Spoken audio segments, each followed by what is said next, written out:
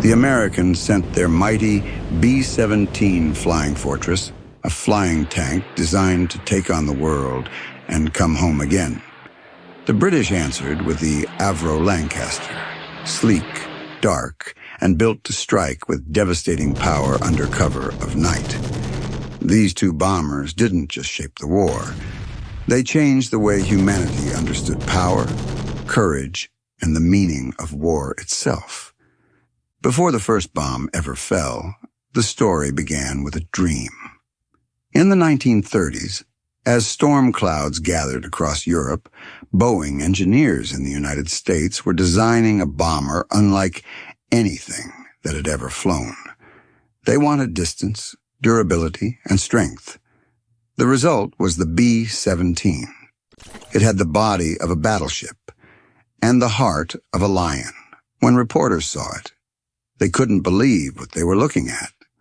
Guns pointed out in every direction, engines gleamed under the sun, and it looked untouchable.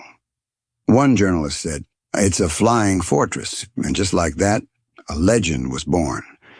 But the B-17 wasn't flown by legends. It was flown by young men, barely old enough to drink, some not even old enough to shave. They trained in the deserts of America, laughing with each other, unaware of how short their futures might be. When war came, they climbed into their silver giants and flew toward Germany, believing their missions could end the conflict. America's plan was clear and bold: daylight precision bombing. They would target factories, oil depots, and railways, the arteries of the German war machine. By destroying the right targets, they believed they could end the war faster and with fewer civilian deaths. It was logical, clean, and confident. But the sky has its own rules. When the B-17s first flew into German airspace, they discovered that the enemy had been waiting. Anti-aircraft fire filled the air like black snow, and German fighter planes swarmed them from above. Bombers were torn apart before they even saw their targets. Inside those planes, the airmen sat in freezing temperatures, gripping their controls as explosions lit up the sky around them. It was chaos, terror, and survival all at once. Yet the B-17 earned its name. Even after being shredded by bullets, losing engines, or having holes ripped through its fuselage, it somehow brought its crew home. There was a famous bomber called All-American that collided mid-air with another plane, its tail nearly sliced off. It should have fallen apart, but it didn't. The crew refused to abandon her. They flew for hours over enemy territory, through storms of flak, and landed safely. The photos of that broken plane still exist, proof of something beyond metal and mechanics. It was sheer human will. Across the sea, another story was unfolding. Britain had already endured years of German bombing. London had burned during the Blitz, and the British people had lived under constant fear. They wanted revenge, but they didn't have the strength to fight during the day. So they turned to the night. Out of this desperation came the Avro Lancaster, Britain's answer to the flying fortress. It wasn't as heavily armed as the American bomber, but it was faster, quieter, and could carry a payload that dwarfed anything else in the sky. The Lancaster could fly deep into Germany and drop bombs that could level entire factories or cities. It became the symbol of Britain's dark determination, a weapon born out of endurance and anger. The British strategy was different. They didn't aim for precision, they aimed for fear. They wanted to break the German spirit to make the enemy feel what they had felt during the Blitz. So, the Lancaster flew at night. Hundreds at a time they lifted off from English fields, their engines rumbling through the darkness.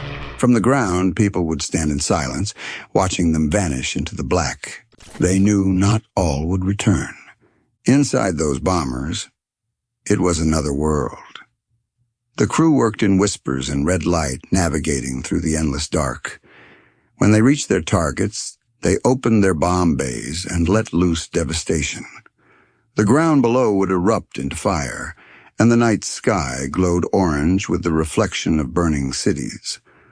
One of the Lancasters' most daring missions came in 1943, the Dam Busters Raid. British engineers had created special bombs that bounced across water to destroy German dams.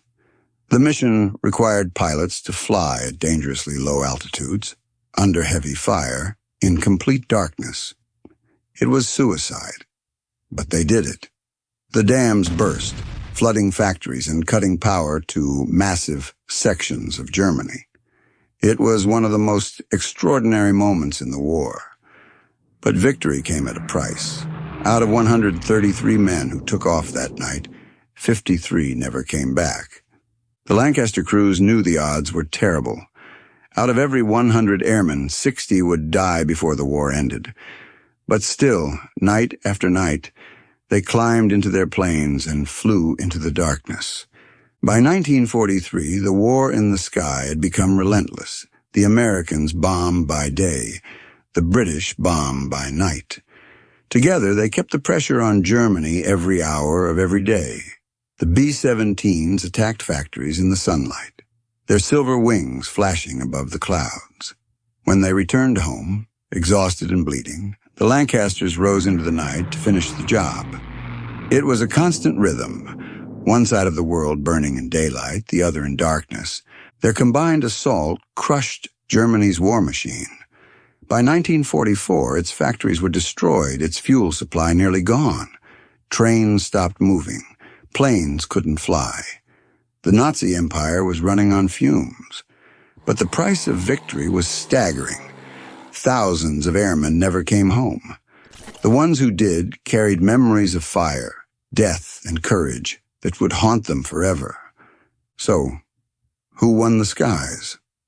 The truth is, neither the B-17 nor the Lancaster could have done it alone.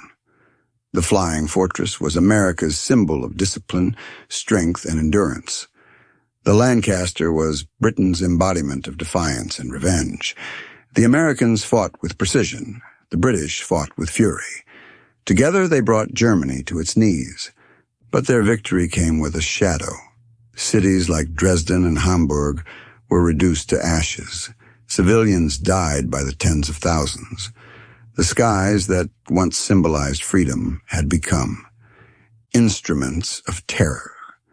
It was a reminder that even the most righteous wars carry unbearable costs. Still, the men who flew those planes believed in what they were doing.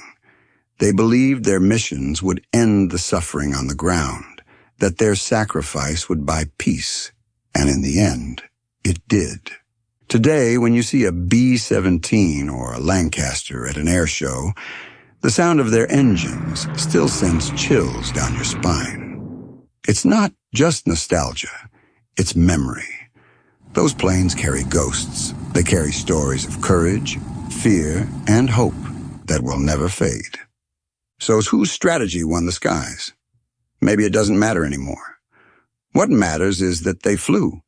They faced impossible odds and didn't turn back. They took war to the heavens and brought it to an end. 2 planes, 2 nations, 1 sky, and above that sky, where sunlight and darkness meet, their legacy still soars.